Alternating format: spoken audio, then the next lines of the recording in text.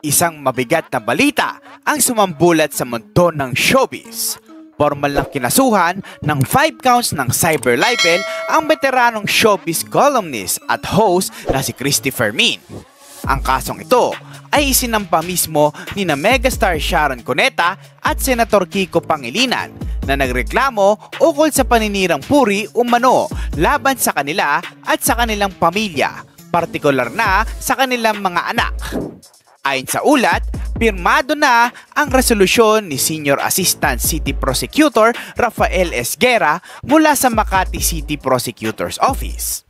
Nakabase ang kasong ito sa ilang pahayag ni Christy Fermin na kanyang binitawan sa kanyang online show na Christy Fer Minute noong Huwebes, October 17, 2024. Sa kanyang pahayag, sinabi ni Christy na talo po ako sa kasong libelo na isinampa ni na Senator Kiko Pangilinan at Sharon Cuneta. Ayon sa kanya, naging emosyonal siya nang matanggap ang resolusyon mula sa piskalya at napag-alaman niyang kinailangan niyang magpiyansa ng halagang 240,000 pesos para sa pansamantalang makalaya. Dagdag ni Christy, talo po ako sa 5 counts ng libel at ang sabi nga natin, inflation is real. Kasi hindi lamang po mga bilihin ang tumaas ngayon. Ilang taon na po ang nakaraan nang matalo ako sa piskalya. Nag-bail lang po ako ng 10,000 pesos para sa isang kaso ng libel. Ngayon po, 48,000 na po per count ang bail. Pero hindi rito natapos ang laban. Ayon kay Christy, handang-handa raw siyang umapela at lumaban. Lalo na kung umabot ang kaso sa Court of Appeals o Supreme Court. Hindi ito ang katapusan ng mundo. Ang laban po ay di natin uurungan, diin pa ni Christy. Isang malinaw na pahayag mula sa batikang showbiz personality na tila nagpapakita ng matibay na determinasyon sa harap ng kontrobersya. Ngunit bakit nga ba umabot sa ganitong sitwasyon? Sa ilang episodes mula sa kanyang YouTube channel na Showbiz Now na, nagkaroon ng mga isyong pinagtalunan sa piskalya. Kabilang sa mga episodyong binanggit ay may kinalaman sa mga kontrobersya tulad ng Casey ayaw na ng drama, Mega may favoritism, palusot ni Sharon booking, at Sharon at Casey sayang na relasyon. Sa kabila ng mga naging pahayag ni Christy, umalma naman sina Sharon at Kiko ukol sa kanila'y malisyosong mga impormasyon na pinakakalat ni Christy sa publiko. Ayon kay Kiko Pangilinan, karapatan nilang magreklamo dahil sa mapanirang mga pahayag ni Christy.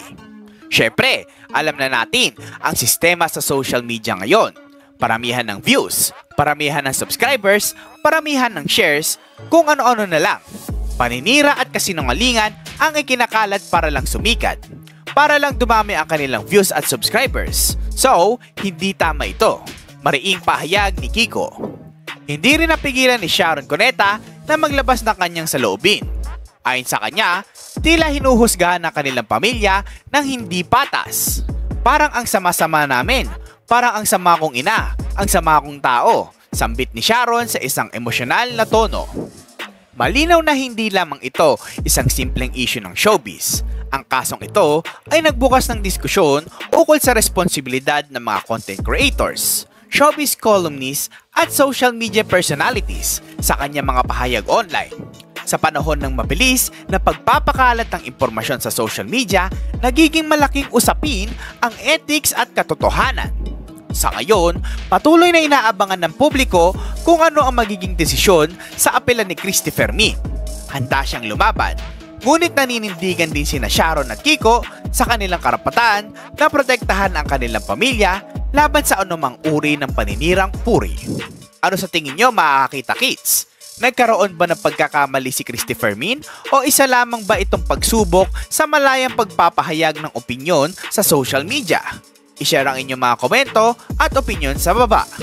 Abangan natin ang mga susunod na aganapan tungkol sa kasong ito. Huwag kalimutang mag-subscribe at i-click ang notification bell para updated kayo lagi sa mga mainit na balita sa mundo ng showbiz. So paano? Hanggang dito na lang muna tayo.